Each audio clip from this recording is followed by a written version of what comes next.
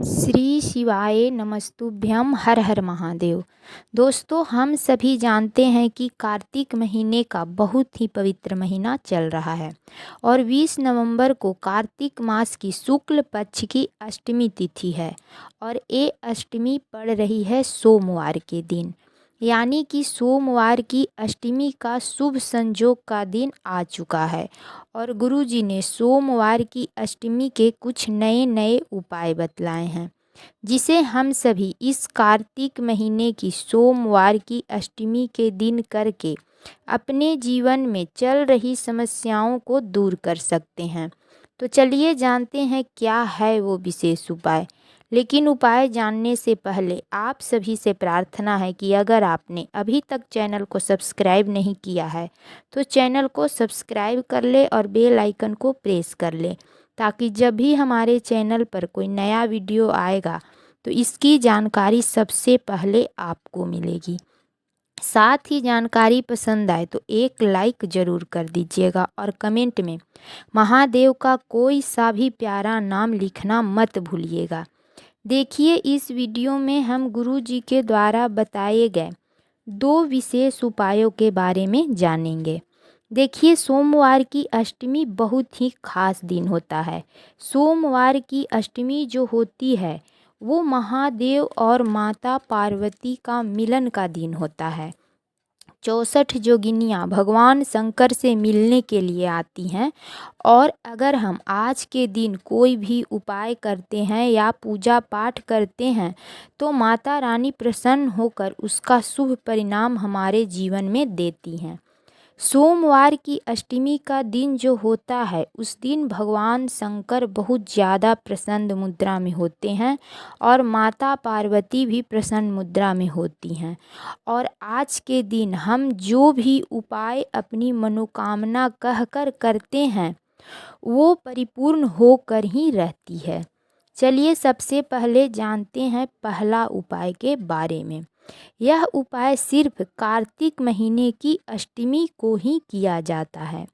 अगर आपका कोई भी कार्य सफल नहीं हो रहा है, आप बहुत ज़्यादा प्रयास कर रहे हैं फिर भी वो कार्य नहीं हो रहा है, आपका कोई भी कार्य हो, आप नौकरी की तैयारी कर रहे हैं या किसी भी एग्ज़ाम की तैयारी कर रहे हैं और बार बार असफलता हाथ लग रही है, या आप कोई ज़मीन खरीदना चाह रहे हैं, मकान खरीदना चाह रहे हैं, या आप कोई नया व्यापार शुरू करना चाह रहे हैं और वो पूरी नहीं हो रही है, या आपकी कोई विशेष मनोकामना है या आपकी कोई इच्छा है और वो पूरी नहीं हो रही है, तो आपको इस उपाय को कार्तिक महीने की सोमवार की अष्टमी के दिन ज़रूर से ज़रूर करना चाहिए।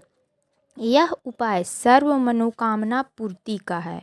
देखिए, अगर आपकी कोई इच्छा है और वो अधूरी है तो आपको विशेष मनोकामना पूर्ति के लिए ये उपाय करना है। इस उपाय के लिए आपको एक तांबे के लोटे में अपने घर से शुद्ध जल ले लेना है। जल आपको अपने घर के मटका का ही होना चाहिए और आपको लेना है 3 समी के पत्ते और साथ में लेना है एक बेलपत्र। बेलपत्र लेते समय इस बात का ध्यान रखिएगा कि बेलपत्र कहीं से भी कटा फटा नहीं होना चाहिए। अब आपको इन सभी सामग्रियों को लेकर पहुंच जाना है महादेव के मंदिर में। शिवालय पहुंचकर महादेव के शिवलिंग के समीप उत्तर दिशा के तरफ मुँह करके बैठ जाना है। इस उपाय को आप कार्तिक महीने की अष्टमी के दिन सुबह के समय में भी कर सकते हैं और शाम में प्रदोष काल के समय में भी कर सकते हैं। देखिए, अब आपको क्या करना है। आप जो एक बेलपत्र और 3 समी पत्र को लेकर आए हैं, उस बेलपत्र के ऊपर तीनों समी पत्र को रखकर आप अपने सीधे हाथ में लेकर माता अशोक सुंदरी वाले स्थान पर स्पर्श करवा दीजिएगा। सिर्फ स्पर्श करवाना है, समर्पित नहीं करना है। माता अशोक सुंदरी वाले स्थान पर बेलपत्र और समी पत्र स्पर्श करते समय लगातार श्री शिवाय नमस्तुभ्यम मंत्र का उच्चारण करते रहना है। फिर इसके बाद माता अशोक सुंदरी वाले स्थान पर बेलपत्र और समीपत्र को स्पर्श करवाने के बाद अपनी मनोकामना को बोलकर, जो भी आपकी मनोकामना है, जो भी आपकी कामना है, उसे बोलकर बेलपत्र और समीपत्र को महादेव के शिवलिंग के ऊपर समर्पित कर दीजिएगा। बेलपत्र और समीपत्र की डंडी का मुख आप जहाँ बैठे हैं उससे विपरीत दिशा में रखना है। इस प्रकार से एक बेलपत्र और 3 समीपत्र को महादेव के शिवलिंग पर समर्पित कर देना है। फिर अंत में 1 लोटा जल महादेव के शिवलिंग के ऊपर एक धार बनाते हुए धीरे धीरे श्री शिवाय नमस्तुभ्यम मंत्र का उच्चारण करते हुए समर्पित कर दीजिएगा। फिर हाथ जोड़कर महादेव से अपनी मनोकामना को परिपूर्ण करने के लिए प्रार्थना कर लीजिएगा। इसके बाद वापस आप अपने घर आ जाइएगा। गुरुजी ने कहा है कि कार्तिक महीने की अष्टमी के दिन जो भी व्यक्ति 1 बेलपत्र और 3 समीपत्र को इस प्रकार से महादेव के शिवलिंग पर समर्पित कर देता है तो उसकी कैसी भी मनोकामना हो महादेव और माता पार्वती की कृपा से पूर्ण होती ही होती है। चलिए अब जानते हैं गुरु जी के द्वारा बताए गए दूसरा विशेष उपाय के बारे में। अगर आपकी किसी भी प्रकार की समस्या है, किसी भी प्रकार की संकट आपके जीवन में आ गई है जिससे आपको उभरना है, आपको उस संकट से, समस्या से निकलना है, आपके ऊपर किसी ने गलत इल्ज़ाम लगा दिया हो, चाहे केस कर दिया हो या फिर गलत तरीके से आपको फंसा दिया हो और आप चाहते हैं कि इस मुसीबत का, इस संकट का अंत हो जाए। किसी भी प्रकार की समस्या हो, धन की समस्या हो, व्यापार की समस्या हो, परिवार में किसी प्रकार की कलह कलेश हो, घर परिवार में किसी प्रकार की समस्या चल रही हो, किसी भी प्रकार की संकट समस्या को समाप्त करने के लिए आपको ये विशेष उपाय जरूर करना चाहिए। देखिए, इस उपाय के लिए आपको 1 बेलपत्र लेना है। बेलपत्र कहीं से भी कटा फटा नहीं होना चाहिए और आपको 1 पीला कनेर का फूल लेना है और चावल का 1 आखा दाना लेना है। आखा दाना का मतलब चावल का दाना खंडित नहीं होना चाहिए, कहीं से भी टूटा हुआ नहीं होना चाहिए। पूरा का पूरा 1 चावल का दाना लेना है और 1 समीपत्र लेना है और 1 दुर्वा लेना है और 1 दीपक लेना है।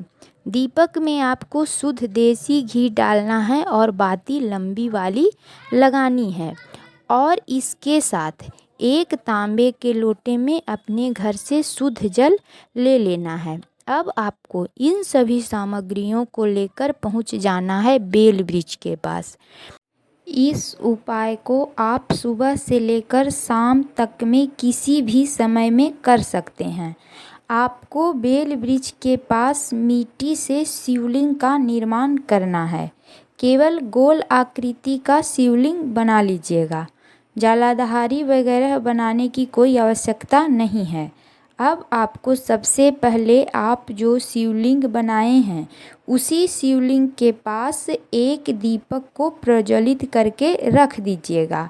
दीपक के नीचे चावल के कुछ दाने का आसन देकर उसके ऊपर दीपक को रखिएगा। फिर इसके बाद बेलपत्र, कनेर के पुष्प, चावल का दाना, समीपत्र और दुर्वा को अपने सीधे हाथ में रखकर रामेश्वर महादेव, कुंदकेश्वर महादेव, चंपेश्वर महादेव, ये तीनों महादेव के नाम को स्मरण करके बेलपत्र, कनेर के पुष्प, चावल के दाना, समीपत्र और दुर्वा को शिवलिंग के ऊपर समर्पित कर देना है। फिर इसके बाद हाथ जोड़कर अपने जीवन में चल रही संकट समस्याओं को समाप्त करने के लिए प्रार्थना कर लीजिएगा। इसके बाद आप जो शिवलिंग पर बेलपत्र, कनेर के पुष्प, चावल का दाना, समी पत्र और दूर्वा समर्पित किए हैं, इन सभी पांचों चीज़ों को उठाकर एक थाली में रख लीजिएगा। फिर जब दीपक ठंडा हो जाए, इसके बाद बेल वृक्ष के जड़ के पास ही पार्थिव शिवलिंग को जल डालकर विसर्जित कर दीजिएगा। फिर इसके बाद पांचों सामग्रियों को लेकर आप अपने घर आ जाइएगा। घर आकर इन पांचों सामग्रियों को एक लाल रंग के कपड़े में बांध लीजिएगा। एक पोटली की तरह बांधकर आप अपने घर के मंदिर में रख दीजिएगा। जब 21 दिन हो जाए तब 22वां दिन इस पोटली को बहते हुए जल में प्रवाहित कर दीजिएगा। बस इतना सा ही ये उपाय है। गुरुजी ने कहा है कि जो भी व्यक्ति सोमवार की अष्टमी के दिन इस विशेष उपाय को कर लेता है तो उसके जीवन के सारे संकट, सारी समस्या, सारी परेशानियां बहुत जल्द ही समाप्त हो जाती है और घर परिवार में खुशहाल हो जाता है। तो दोस्तों, ये थी गुरु जी के द्वारा बताया गया कार्तिक महीने की सोमवार की अष्टमी के दिन का विशेष उपाय। अगर उपाय समझने में कोई समस्या है तो कमेंट में पूछ लीजिएगा, गलती नहीं करिएगा। अगर आपको जानकारी पसंद आई हो तो एक लाइक ज़रूर कर दीजिएगा और चैनल को सब्सक्राइब कर लें। मिलती हूँ फिर एक नई जानकारी के साथ। श्री शिवाय नमस्तुभ्यम। हर हर महादेव।